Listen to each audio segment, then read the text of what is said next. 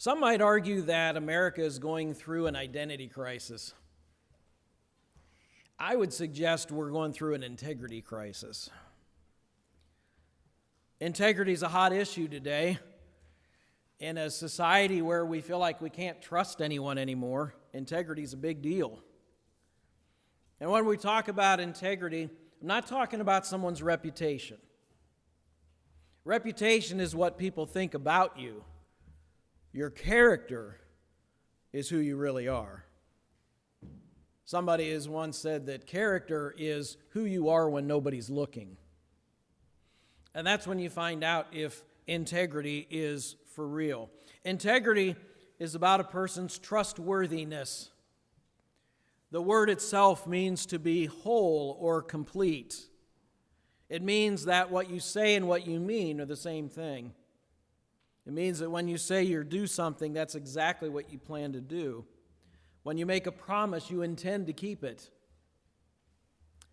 One reason why integrity it's such a premium in our culture today is that it's so easy to excuse our lack of it.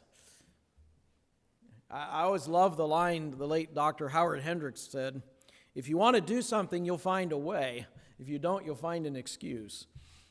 And boy, we are really good at making excuses, aren't we? Someone else said, you find someone that's good at making excuses, they're probably good at little else. Yeah, that's true too. And we find all kinds of excuses for our lack of integrity. You see that a lot in politics, don't you? It's hard to find people of integrity in leadership because the temptation is so great to not live up to our word. And when you hear the phrase, everybody's doing it, you're not too far from the truth.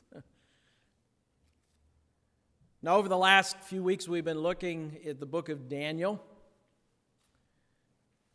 My guess is that if you were to ask people who were in any way familiar with the Bible at all to do a word identification and you said the word Daniel, most people would come back with the lion's den, right? I mean, that's the story many of us have heard from Sunday school.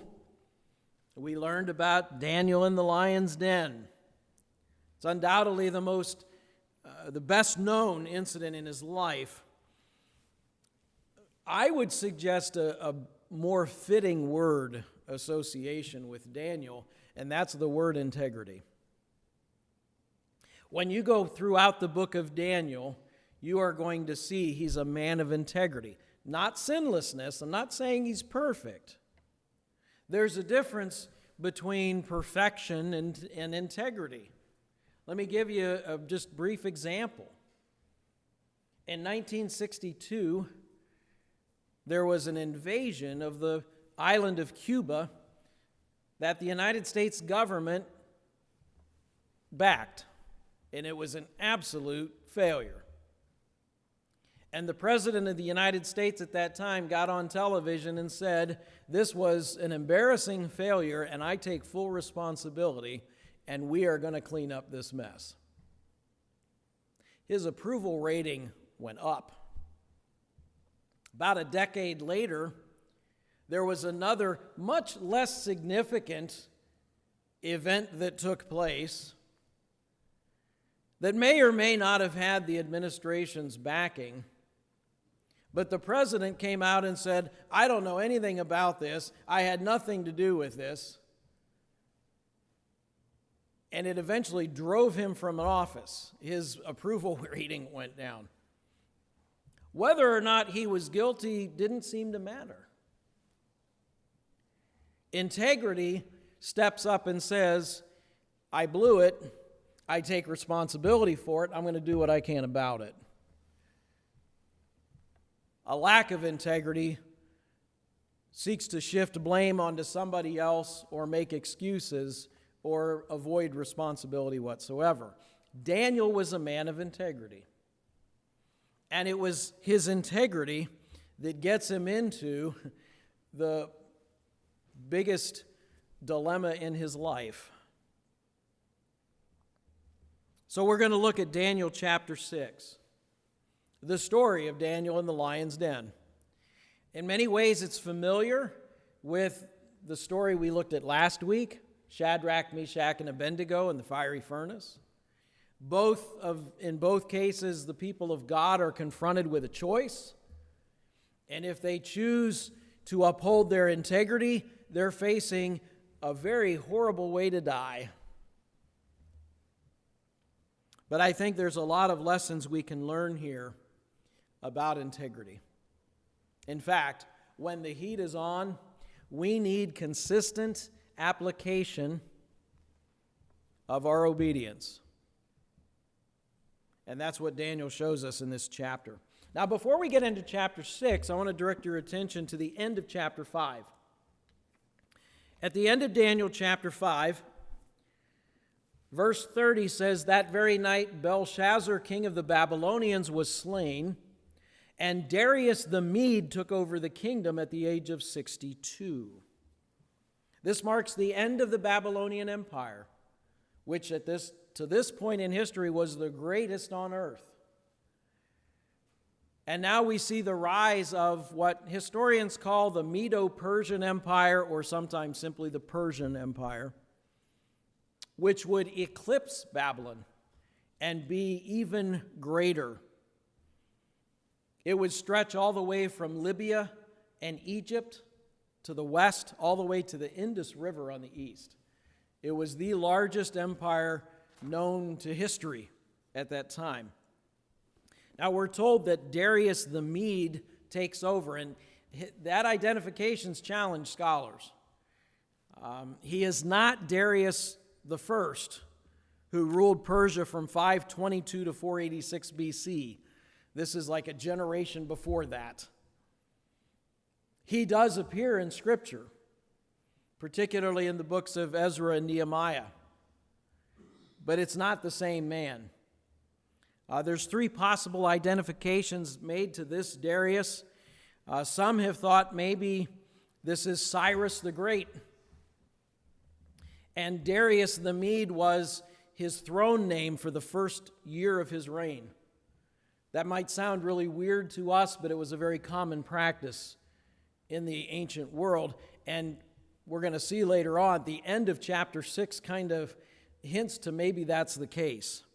Others have thought maybe this was Cyrus' son, Cambyses II. Problem with that is we do know that Cyrus reigned later.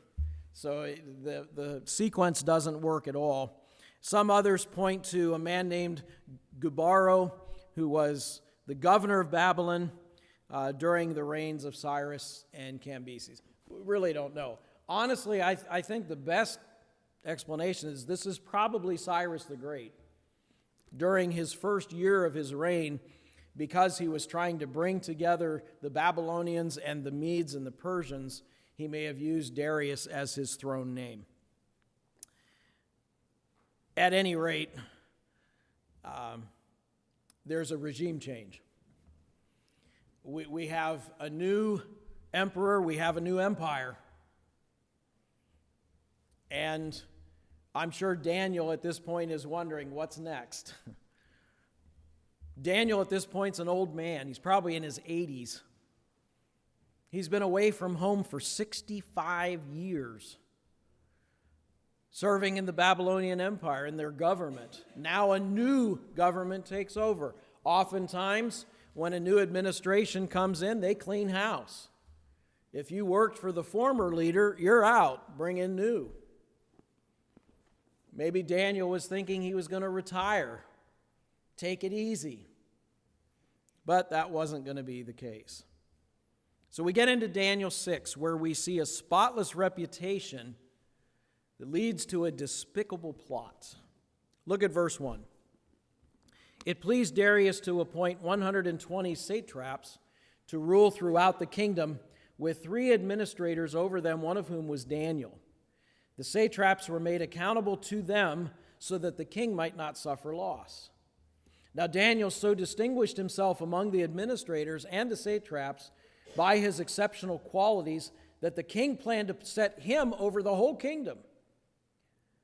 At this, the administrators and the satraps tried to find grounds for charges against Daniel in his conduct of government affairs, but they were unable to do so.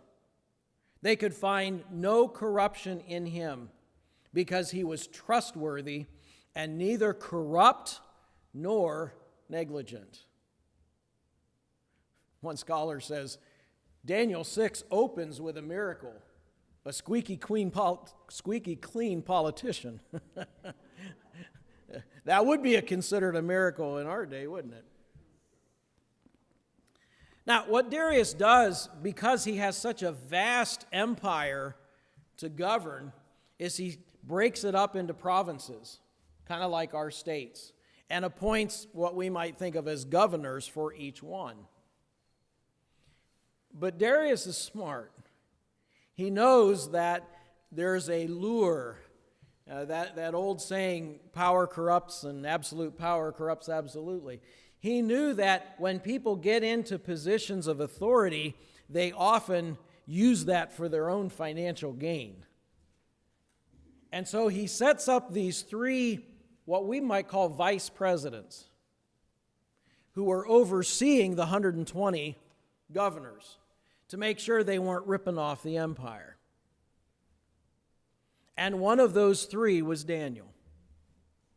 Here is a man coming into power, sees Daniel, reads his resume and says, wow, this guy's got impeccable character. What a track record. I want this guy on my team. I want him overseeing these other clowns that might be ripping me off.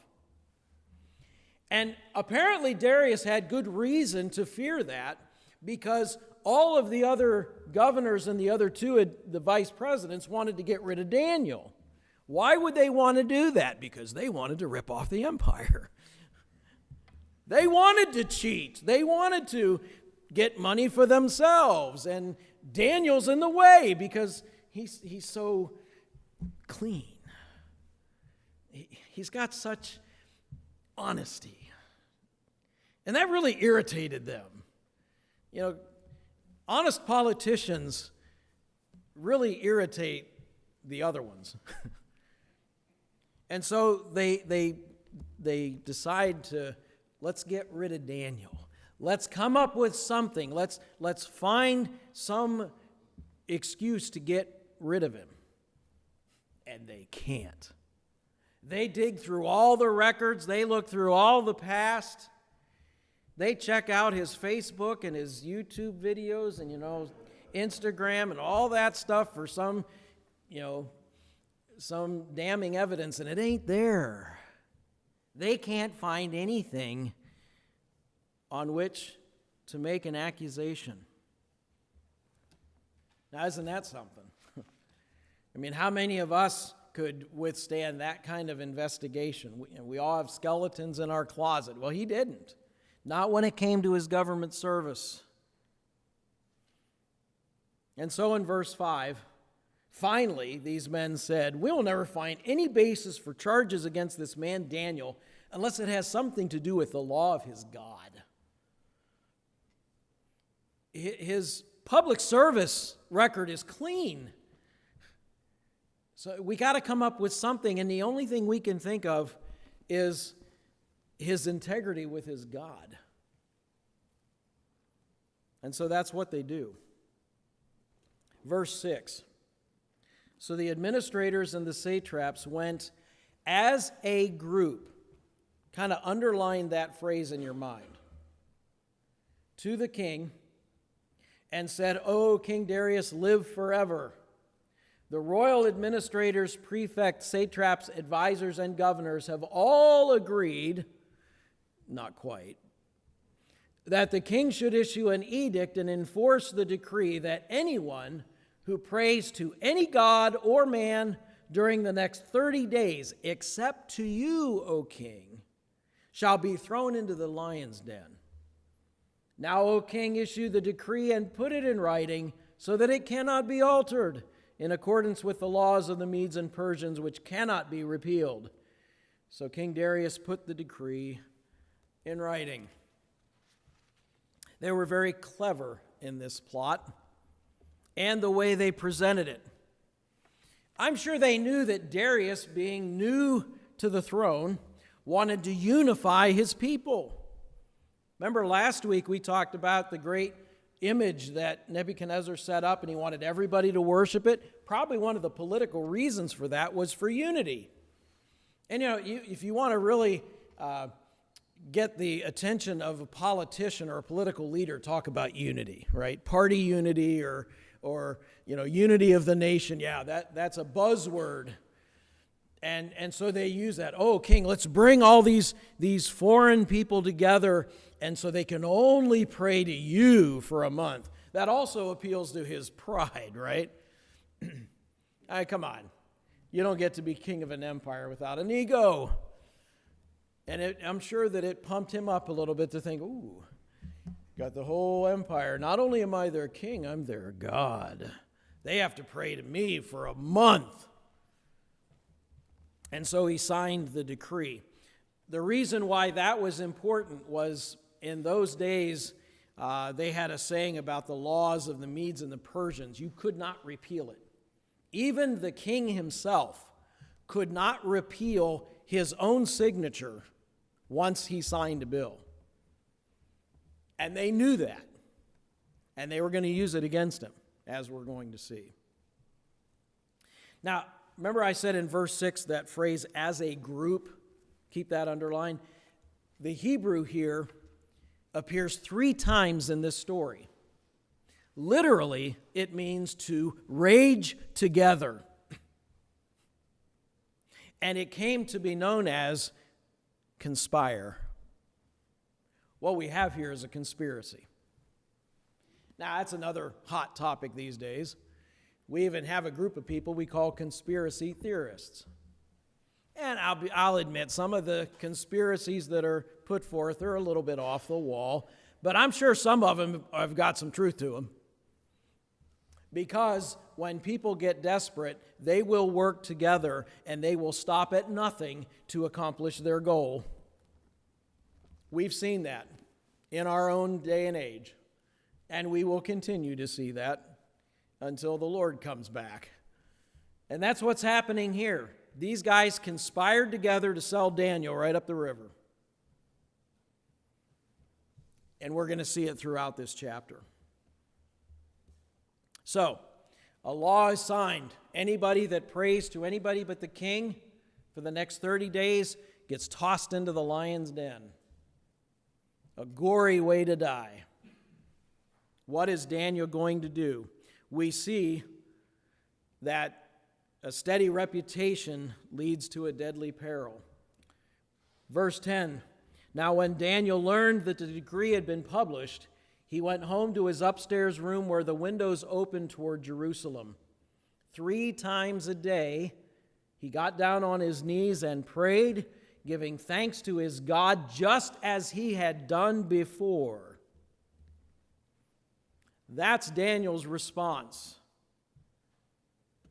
He was going to continue doing what he had always done. Now you might wonder, why was he praying toward Jerusalem? We aren't told here, but my guess is Daniel knew the scriptures well enough. In 1 Kings 8, beginning in verse 46, Solomon is praying to the Lord. And in those verses it says, when Israel is captive in a foreign land, they are to pray toward their homeland, toward the city which the Lord had chosen, Jerusalem. So I think he was doing this in fulfillment of Scripture. But what really amazes me here is not that he prayed towards Jerusalem. It's that he prayed at all, and that he did it so publicly. It says he went home and opened the windows. I mean, I would have at least been tempted to close the windows and draw the shades, right? Prayer's just between me and God. Nobody else has to know. See how easy it is to make an excuse? Come up with some little way. Hey, God, I'm sure you're going to be here next month, so, I'm going to take a little hiatus if that's all right with you. Surely I would be able to do more as Darius's executive vice president if I'm alive rather than lion bait. If we want to do something, we'll find a way. If we don't, we'll find an excuse. And there were a lot of excuses Daniel could have given. I'm too busy to pray. When you're that busy, you're too busy not to pray. I got to separate church and state here. Give me a break. Daniel openly defied that law in order to obey a higher law. Just like Shadrach, Meshach, and Abednego, who said, I'm not going to bow to your idol, Daniel said, I am going to bow to my God. And I don't care what you threaten me with. Daniel wasn't about to become a secret agent saint. He wasn't an undercover Christian, we would say today. He was very open in his obedience. And he knew that people were watching. He knew he had been framed. This was a setup job. And he steadily repeated his practice of prayer. What about us? What would we have done in Daniel's position? Would we be faithful to prayer even if it came with a death penalty? I find it amazing how many Christians today are clamoring, bring back prayer in schools. How about bring back prayer in church? How about that one? How about bring back prayer at home? We sing, sweet hour of prayer, sweet hour of prayer. The average Christian spends 38 seconds in prayer every week. We love to talk about prayer, but how much of us actually do it? And as I said last Sunday night, why is it that prayer meeting, is the least attended service of the church week, regardless of denomination or independent status, across the board? If a church still has a prayer meeting, which many of them no longer have it anymore, it is the least attended service of the week. Why? Do we not believe in prayer? Or are we just too busy? Daniel wasn't too busy to pray. He had every reason in the world not to pray, and he did anyway. We have every reason in the world to pray, and we don't. Let's face it. Daniel shames us. And I say us. I don't pray nearly as much as I should. I certainly don't pray as much as Daniel did. What are we going to do about it? Well, let's get back to the story. That's too convicting. Verse 11, these men went as a group, here's the conspiracy again, and found Daniel praying and asking God for help. So they went to the king, and they spoke to him about his royal decree. Did you not publish a decree that says that anybody that prays to anybody but you gets thrown in the lion's den? Yeah, I think I remember signing that. I said, well, Daniel, he is praying to his God. And at that point, the king knows that he's fallen into a trap. An amazing thing happens in the heart of Darius. Look at verse 14. When the king heard this, he was greatly distressed. He was determined to rescue Daniel and made every effort until sundown to save him. Darius recognized Daniel's integrity. And just from a purely political point of view, he needed Daniel. He needed an honest man to keep everybody else in line. But I also think that he had a personal liking to Daniel. I think he just liked him. And now, through his own actions, Daniel is about to be tossed into a den of ravenous lions. Verse 16, once he realized he can't save Daniel, he says to Daniel, "May your God, whom you serve continually, rescue you." I can't do it. I'm hoping your God can. Right to the very end, Darius is on Daniel's side. But I want you to notice it did not keep Daniel out of the lion's den. That's another one of the lessons we learn here.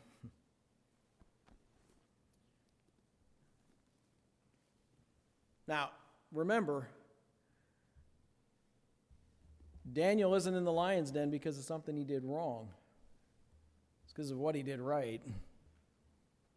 And notice verse 17. Wow. This is just amazing.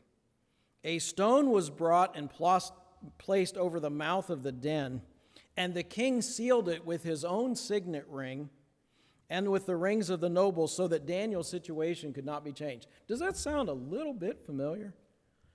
Rolling a stone over the opening to keep someone inside, sealed, just like Jesus, wasn't it?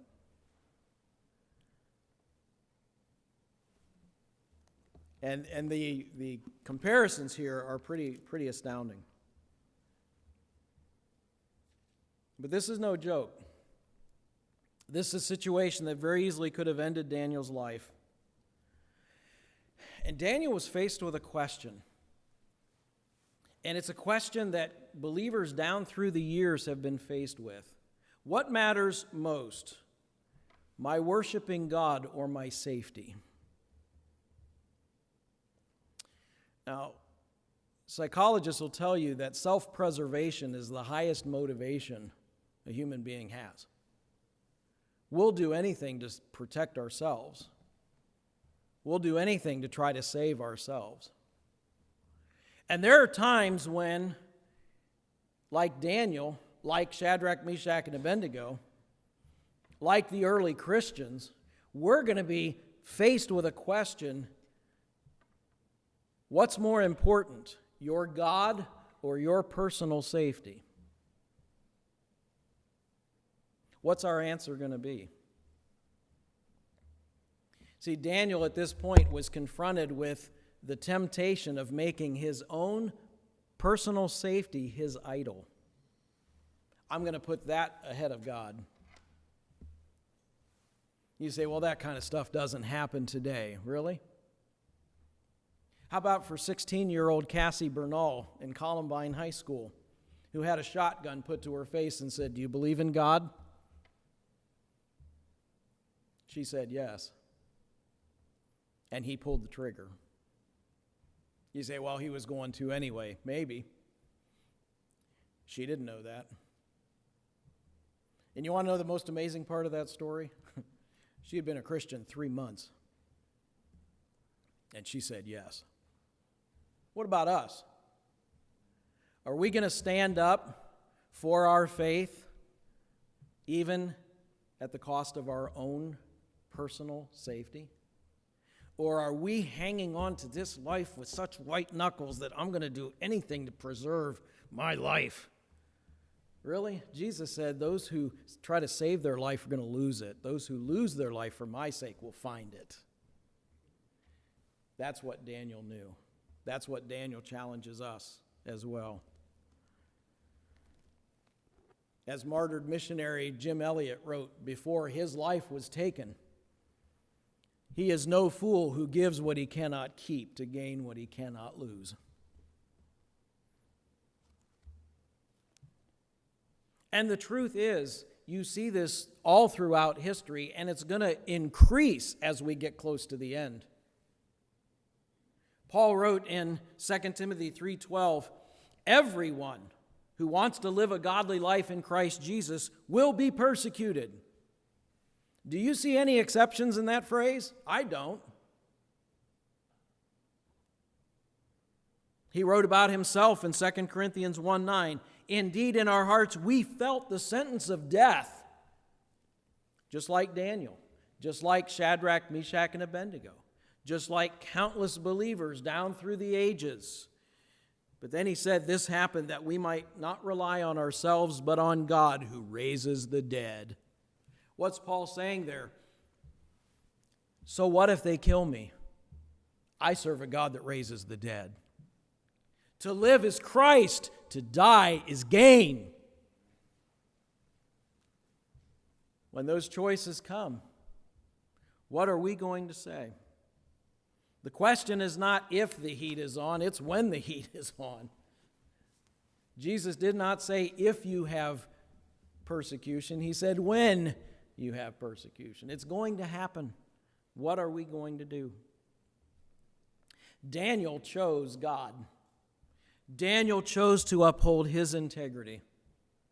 And that brings us to the conclusion of the story, which I'm sure you already know.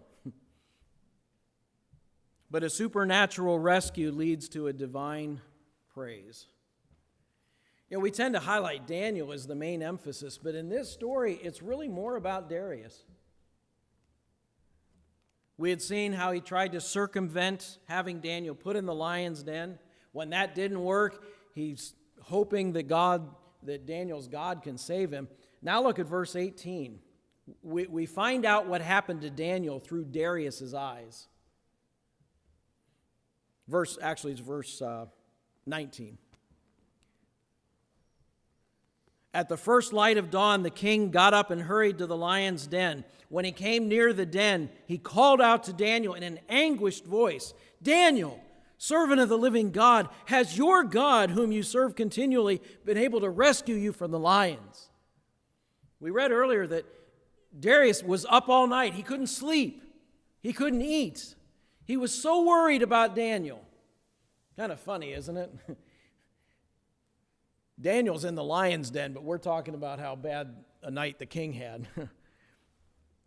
But he comes out to the entrance of the lion's den, and he's saying, "Daniel, are you there?" And Daniel answered, "O king, live forever. My God sent his angel, and he shut the mouths of the lions. They have not hurt me because I was found innocent in his sight, nor have I ever done any wrong before you, O king." The king was overjoyed and gave orders to lift Daniel out of the den. And when Daniel was lifted from the den, no wound was found on him because he had trusted in his God. Just like the three men didn't even smell like smoke. Daniel got out of there without a scratch. He wasn't down there fighting off the lions. The lions didn't lay a paw on him. Not one fang. Not one scratch. Daniel was vindicated. He was pulled out of the lion's den. And then verse 24, at the king's command, the men who had falsely accused Daniel were brought in and thrown into the lion's den along with their wives and children. We think that's horribly unfair, but it was very common in the ancient world. And before they reached the floor of the den, the lions overpowered them and crushed all their bones. There were actually biblical critics who said, well, this wasn't really a miracle because the lions weren't hungry. I think that verse kind of takes care of that criticism. But I want to focus a little bit on Darius again. I think this is an important lesson we need to learn. Darius really liked and respected Daniel. He had appointed him to a high position and was about to appoint him to the highest position below himself. I mean, can you imagine having a vice president of the United States that was fully committed to God and serving Jesus Christ? It seems almost unreal. And I'm not trying to say that Darius was a believer, but he really liked Daniel. And when he found out Daniel's fate, he did everything he could to try to protect him and save him. And he couldn't. And I think the lesson here is when you find people in leadership, maybe they are believers, maybe they're not, but they may be favorably disposed towards Christians and towards what we want. There's a limit to their power. That's why Psalm 146:3 says, "Do not put your trust in princes, in mortal men who cannot save. They might like you all the way to the lion's den." So let's be careful in whom we trust. It's in God we trust, not in anybody else. Another lesson is that people who have integrity refuse to make excuses. There are lions all around us. 1 Peter 5:8 says, "Satan roams about as a roaring lion, seeking whom he may devour." The lions are there, and they're real. We can't shut their mouths, but God can.